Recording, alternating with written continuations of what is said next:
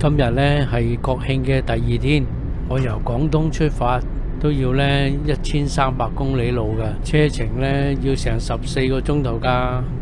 昨晚就住喺呢間民宿度啦，呢間叫晚橋，咁啊住喺呢間民宿，車可以擺喺樓下，非常之好。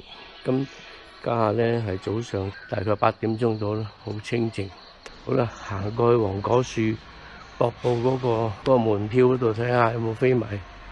好啦，8點鐘買到門票去參觀黃果樹啦。你買門票給他支付就可以啦嚇，你先支付。啱啱咧排咗張飛，攞咗張飛。呢個位咧去呢個大瀑布嘅。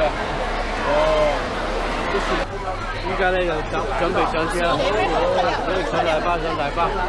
大假期嚟咧真係唔得掂，人咧多到不得了。但係呢啲車咧相對佢安排得多啲嘅。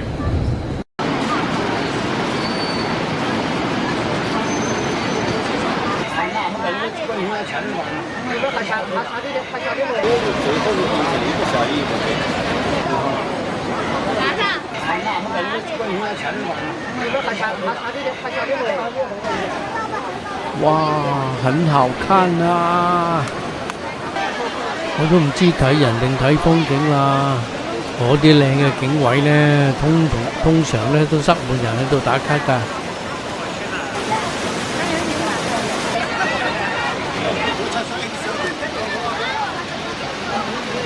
哇！個大人同小朋友都好攰㗎。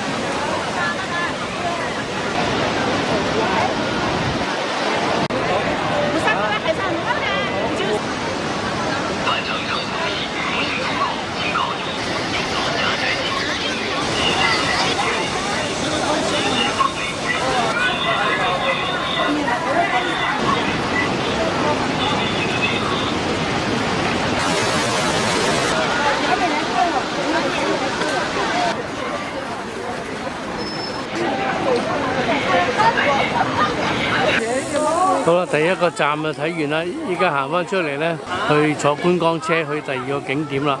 觀光車呢就車到嚟第二個點啦，盧波塘，超多人啊！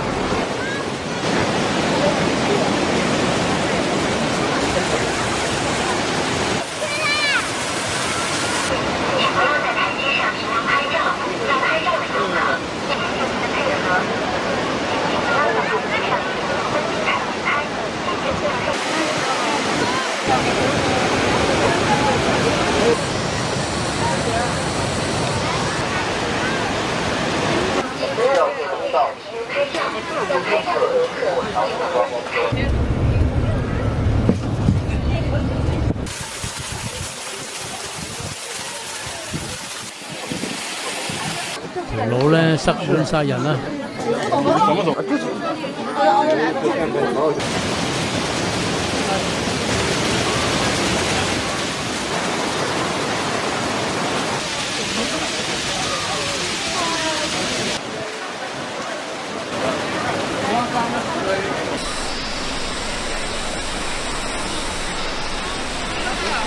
行埋呢個景點啊，應該係最後一個啦。